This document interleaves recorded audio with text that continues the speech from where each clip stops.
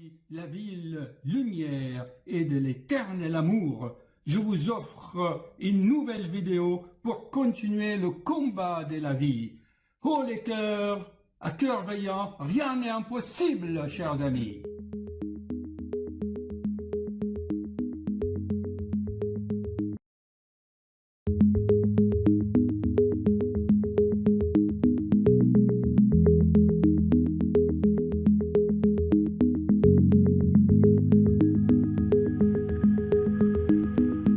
Bonjour chers amis, là je change de pièce comme vous voyez. J'ai quelques minutes entre deux consultations pour vous lire les quelques notes que j'ai prises. Ça peut être utile pour avancer l'humanité. Chers amis, 70%, je répète bien, 70% de la population mondiale sont à moitié vivants. 70% des Américains prennent des médicaments et des compléments alimentaires. Comment vous voulez qu'on les appelle? Des zombies?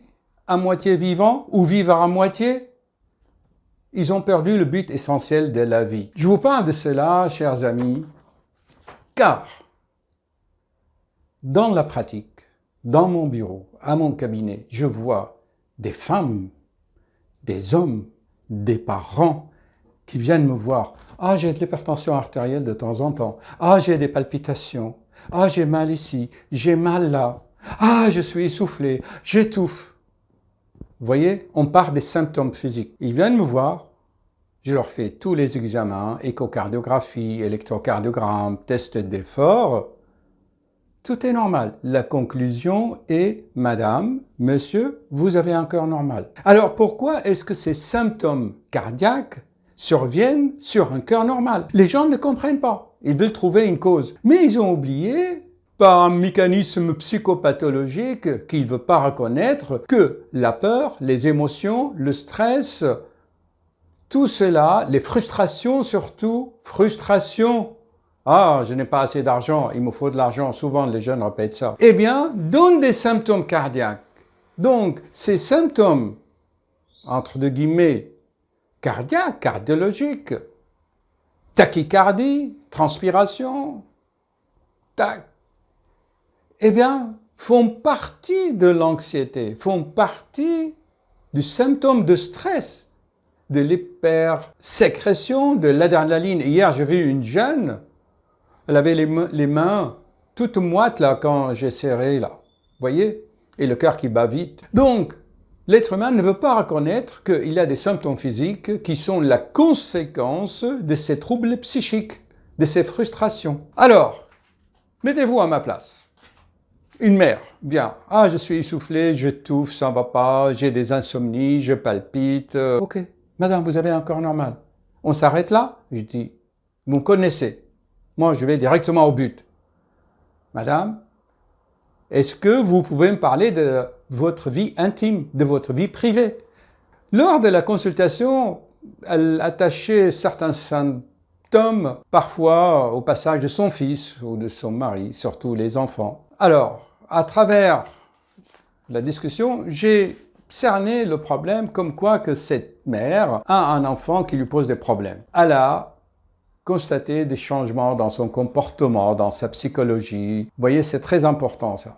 Je lui dis, écoutez madame, c'est simple. Je suis désolé, j'ai rien contre, mais votre fils doit avoir des fréquentations pas très saines où il s'est mis avec les copains à fumer du shit, puisque 70% du monde, des gens fument. De nos jours, on veut légaliser le cannabis. On veut légaliser le shit. Moi, personnellement, je vois pas d'inconvénient, à condition que le taxi qui va m'amener, ou le chauffeur de train qui m'emmène en voyage, ou le chirurgien qui va opérer mon patient, puisse bien prendre une décision. Souvenez-vous, il y a beaucoup des fake news qui disent que même nos ministres, même Nicolas Sarkozy prenaient un peu de coke. Moi, je vois pas d'inconvénient à condition que ça c'est leur vie, mais ces substances-là affectent le pouvoir de la prise de décision. Ton cerveau n'est plus le même, tu peux plus prendre de décision, tu fais plus rien, tu as un changement schizophrénique de ta personnalité. Eh ben, tu es libre, tu fais ce que tu veux. Sache cependant que tu es à moitié vivant ou à moitié mort, car, je vais te l'expliquer, Le but de la vie, si tu as bien compris, c'est de passer de la phase inconsciente, de l'inconscience, à la phase consciente qui te rend responsable et qui te donne une forme. J'ai tellement expliqué tout cela dans d'autres vidéos. Là, dans cette vidéo, je n'ai pas le temps, mais je mettrai des liens en bas qui orientent vers d'autres travaux que j'ai faits où il y a des schémas d'anatomie, de physiologie, de neurosciences, des neurones, des synapses et tout cela. Tu verras ça dans d'autres vidéos. Mais là, c'est juste quelques notes que j'avais prises. Alors, je dis, madame, revenons à nos moutons. Ben, peut-être votre ado s'est mis un peu à fumer un peu de shit, ce qui est tout à fait banal de nos jours. Ah non! Elle dit, comment elle répond? J'ai le nez. Donc, je le saurai. Je regardais dans sa chambre et il n'a rien. Chers parents, ce n'est pas avec l'odeur, ce n'est pas en voyant le shit que vous allez le savoir. Il y a deux choses pour le savoir. Soit vous demandez à votre enfant de doser les substances dans les urines. S'il accepte, tant mieux, ce qui n'a rien à se rapprocher. S'il n'accepte pas, ce qu'il a quelque chose à cacher. D'accord? Et d'autres façons de le savoir, c'est très simple. Vous connaissez votre enfant, vous connaissez votre ado, vous connaissez votre mari. Le changement de comportement indique que son cerveau, ne fonctionne plus comme avant. Les synapses fonctionnent maintenant à d'autres récepteurs qui sont plus ni la dopamine, ni la sérotonine, mais il y a les récepteurs cannabinoïdes. Vous savez, le savant israélien qui a découvert ça, il a dit qu'on a des millions de récepteurs cannabinoïdes dans notre organisme, et normalement, si la nature nous les a donnés, c'est parce que notre cerveau, nos synapses attendent que nous, on les produise, ces substances, de l'intérieur, par l'expérience que nous faisons chaque jour, l'expérience de la vie. Ce n'est pas en restant à la maison, comme je fais dans notre vidéo, se mettre dans un cocon familial, c'est ça ce qu'ils font les substances, elles te rendent dépendant. Je ne fais pas de reproches. J'explique tout simplement. Alors, qu'est-ce que je voulais vous dire? Donc, dans les États qui ont augmenté, qui ont légalisé ces substances, il y a une augmentation des troubles psychiatriques et surtout des accidents de la route parce que ça modifie tes synapses. Je dis bien que l'être humain, plus que 70%, cherche des facteurs extérieurs pour se stimuler parce qu'ils sentent bien qu'ils sont à moitié vivants. Ok? Souvenez-vous de ma vidéo avant le Big Bang et le fait de chercher ces plaisirs extérieurs, c'est normal. Parce que dans ton noyau, ici, il y a une conscience, d'accord, qui veut prendre forme, d'accord? L'histoire de forme, je l'ai déjà expliqué. Tout simplement, car l'ignorance fait croire à l'être humain que tu es ton corps, tu t'identifies à ce corps. Il oublie qu'on a d'autres corps. Mais ça, pour le faire accepter, les religions n'ont pas réussi. Je suis désolé. Les envoyés divins sont venus, on les a crucifiés, qui veulent t'expliquer que tu es autre chose que ton corps. Il y a quelqu'un qui a dit, l'être humain ne vit pas seulement du pain, mais par la connaissance, par chaque parole qui vient d'un eau. Mais ça, il y a 2000 ans. Mais les gens n'ont pas compris. Ils continuent à se battre, à faire les guerres, à se faire du mal. Vous voyez, je veux dire. Pour conclure, tu veux le bonheur? Bon, fais tes expériences d'une façon intense, vivante, tout en étant conscient. La conclusion de cette vidéo, c'est quoi? C'est que moi, si vous voulez, ça fait 40 ans. Écoutez, je suis dépité de voir à quel point, je m'excuse, l'être humain est un faux cul, hypocrite, et il ne veut pas admettre parce qu'il a ses instincts, quel soit l'instinct maternel, paternel ou tous ces instincts qui le dominent. Il n'ose pas changer sa vie privée. Il vient nous voir, il intervertit, il switch. Comme s'il y a un mécanisme, je viens de le dire, au fond de lui-même, que dit non, touche pas à mes rejetons ou touche pas à mon foyer. Il vient nous voir pour... Alors, tu viens nous voir pour avoir ça. Des médicaments, tu veux des médicaments, des pansements, tu viens pour ça, tu veux des médicaments pour te rendre heureux. Voyons la suite. Bien, je vais vous faire écouter un extrait que j'ai trouvé bien sûr sur YouTube.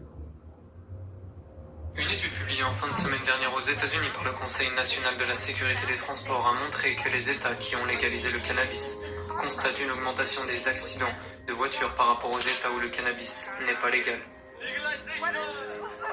Une proposition de loi pour légaliser le cannabis en Inde. Voilà. Donc, on conclut, il y a des petites nuances, des petites modifications chez les gens qui ont bien voulu par eux-mêmes intoxiquer leurs synapses par des substances extérieures au lieu de les produire de l'intérieur. Surtout, on les voit de plus en plus dans Paris, dans les terrasses des cafés, dans le métro, c'est qu'ils ont le ton de la voix très haut. Vous voyez, ils parlent trop fort. Parce que, pour s'entendre, comme leur seuil a diminué, il leur faut plus d'énergie pour voir ce monde. Ils crient tout le temps, ils parlent très fort. Ils sont là avec des mouvements brusques, ils ont perdu cette finesse, vous voyez, qui vient de cerveler, qui lui-même capte les vibrations qui viennent de plexus solaire. Bon, je ne dramatise pas, je ne culpabilise pas, j'ai pris quelques notes à méditer. Car en fait, ce n'est plus de la médecine qu'on fait dans nos cabinets. Je l'ai dit souvent dans mes vidéos, c'est de la médico-sociale, manque d'art de vivre. L'être humain, il est libre de faire ce qu'il veut, c'est sa vie. Cependant, en le faisant, il ne faut pas qu'il dérange, qu'il inflige de la peine aux autres. D'accord? C'est tout. Donc, je disais qu'il vient nous voir dans nos cabinets. Il veut quoi? Il veut bien résoudre ses problèmes. Mais avec quoi? Pas en prenant des décisions, en changeant quelque chose dans sa vie. Même tu changes de patron d'usine, je le répète souvent. Si tu es entier et sincère avec toi-même, la vie mettra sur ton chemin. Mais tant que tu es peureux, mesquin, la vie ne mettra rien sur ton chemin. Tu n'auras que des misères, pareil, parce que c'est la loi d'attraction. Tu veux rester misérable, eh bien, la vie te donnera ce que tu mérites. Si tu as du courage, si tu es, comme on dit en français, téméraire, tu fonces à cœur veillant, ben, la vie va te faire des cadeaux. Et il ne vient pas dans nos cabinets demander des remèdes, des médicaments. Ah, je suis déprimé, ah, j'ai plus d'énergie, ah, j'ai des palpitations, ah, mais c'est pas des maladies, ça. C'est de la peur. Tu veux ça? Peut-être ça pourra t'aider pendant quelque temps, mais c'est à toi de continuer le combat.